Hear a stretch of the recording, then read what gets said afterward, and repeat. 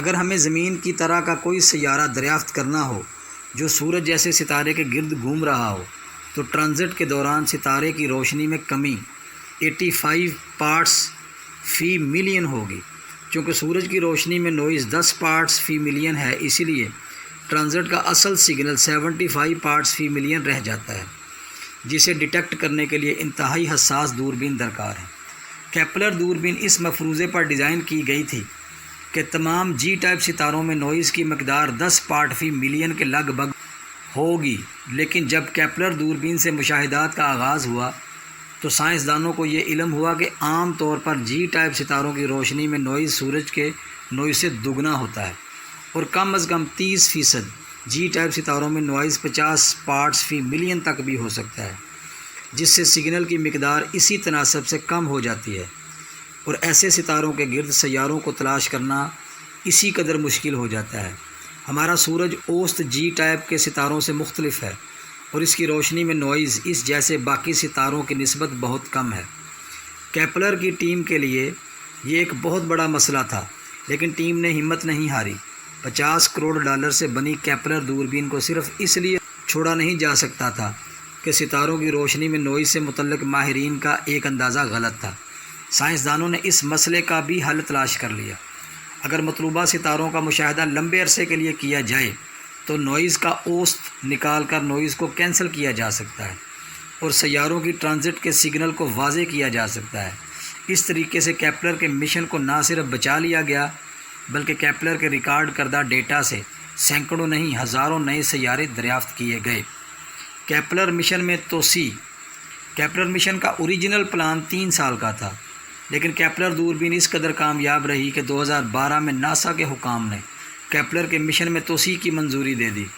اس وقت تک کیپلر کے تمام کل پرزے درست کام کر رہے تھے، البتہ کیپلر کو سیٹلائز کرنے کے سلسلے میں سسٹم میں استعمال ہونے والے 3 جائروسکوپس میں سے 2 کی کارکردگی کم ہوتی جا رہی تھی۔ مشن کی توسیع کی منظوری کے چند ہی ماہ بعد کیپلر کے ایک جائروسکوپ نے کام کرنا چھوڑ دیا۔ کیپلر 2 جائروسکوپس کے ساتھ بھی سٹیبلائز کر سکتی تھی، لیکن کچھ ہی ہفتے بعد دوسرے جائروسکوپ نے بھی کام کرنا چھوڑ دیا۔ اب ایک جائروسکوپ کے ساتھ کیپلر کو ایک ہی سمت میں سٹیبل رکھنا ناممکن ہو گیا۔ اس وقت ممکن تھا کہ اس مشن کو خیر بات کہہ دیا جاتا، لیکن ناسا کے انجینئرز نے اس مسئلے کا بھی حل تلاش کر لیا۔ سورج سے خارج ہونے والی روشنی اور سولر ونڈ چارجڈ پارٹیکلز کی بچھاڑ میں بھی انرجی ہوتی ہے۔ اگر کیپلر کا رخ سورج کی مخالف سمت میں رکھا جائے، جو کہ مشاہدات کے لیے ویسے بھی ضروری ہے، تو سورج کی روشنی اور سولر ونڈ کیپلر کے جسم کے بالکل متوازی ہوں گی۔ اگر کسی وجہ سے کیپلر کا زاویہ کچھ تبدیل ہو جائے تو کیپلر کی ایک سائیڈ پر سورج کی روشنی زیادہ پڑنے لگے گی، جس سے اس سائیڈ پر ایک معمولی سا اضافی پریشر پیدا ہوگا جو کیپلر کے جسم کو روشنی کے متوازی کرنے کی کوشش کرے گا۔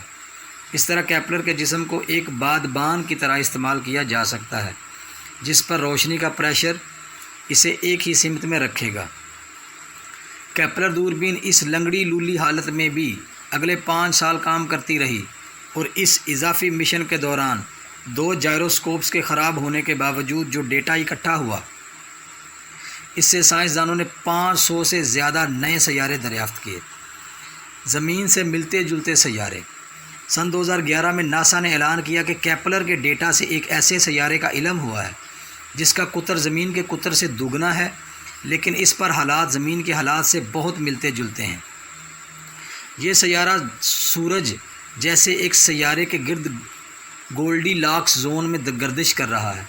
ہمیں یہ علم نہیں ہے کہ اس سیارے پر زندگی ممکن ہے یا نہیں، لیکن یہ سیارہ ان تمام شرائط کو پورا کرتا ہے جو سائنسدانوں کے مطابق زندگی کی موجودگی کے لیے ضروری ہیں۔ کیپلر نے جو ڈیٹا اکٹھا کیا، اس کا تجزیہ آج بھی کیا جا رہا ہے۔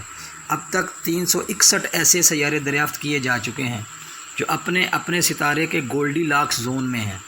ان میں سے 88 سیاروں کی موجودگی مزید مشاہدات سے کنفرم کی جا چکی ہے۔ ان میں سے بیشتر سیارے زمین جیسے نہیں ہیں بلکہ بہت بڑے گیس جائنٹ ہیں جو غیر شمسی سیارے زمین جیسے معلوم ہوتے ہیں۔ ان میں سے اکثر سیارے جن ستاروں کے گرد گردش کر رہے ہیں وہ ستارے ہمارے سورج جیسے نہیں ہیں۔ ابھی تک سورج سے ملتے جلتے جی ٹائپ ستاروں کے گرد گولڈی لاکس زون میں صرف 4 سیارے دریافت ہوئے ہیں جو کسی حد تک زمین سے ملتے جلتے ہیں، لیکن ابھی تک ایسا کوئی کمبینیشن نہیں ملا جس میں ستارہ عین سورج جیسا ہو اور اس کے گرد گھومنے والا سیارہ عین زمین جیسا ہو، جو گولڈی لاکس زون میں بھی ہو۔ کیپلر دوربین کے جانشین، اب کیپلر دوربین کو تو ڈی کمیشن کیا جا چکا ہے، لیکن کیپلر کے ڈیٹا کو ابھی تک اسٹڈی کیا جا رہا ہے۔ کیپلر دوربین نے اس قدر ڈیٹا اکٹھا کیا کہ اس کا تجزیہ اگلے کئی سال تک چلتا رہے گا۔ مصنوعی ذہانت کے اس دور میں اب مصنوعی ذہانت کے استعمال سے کیپلر کے اس ڈیٹا کو بھی دوبارہ اسٹڈی کیا جائے گا جسے پہلے اسٹڈی کیا جا چکا ہے، اور عین ممکن ہے کہ اس پرانے ڈیٹا میں کئی نئے سیاروں کا سراغ مل جائے جنہیں پہلے نوائز سمجھ کر نظر انداز کر دیا گیا تھا۔ سن 2018 میں ناسا نے ایک نئی دوربین لانچ کی جس کا نام ٹیس ہے، اور جس کا مشن بھی کیپلر کے مشن کی طرح غیر شمسی سیاروں کی تلاش ہے۔ یہ دوربین بھی بہترین ڈیٹا فراہم کر رہی ہے جس سے روز بروز نئے سیارے دریافت ہو رہے ہیں۔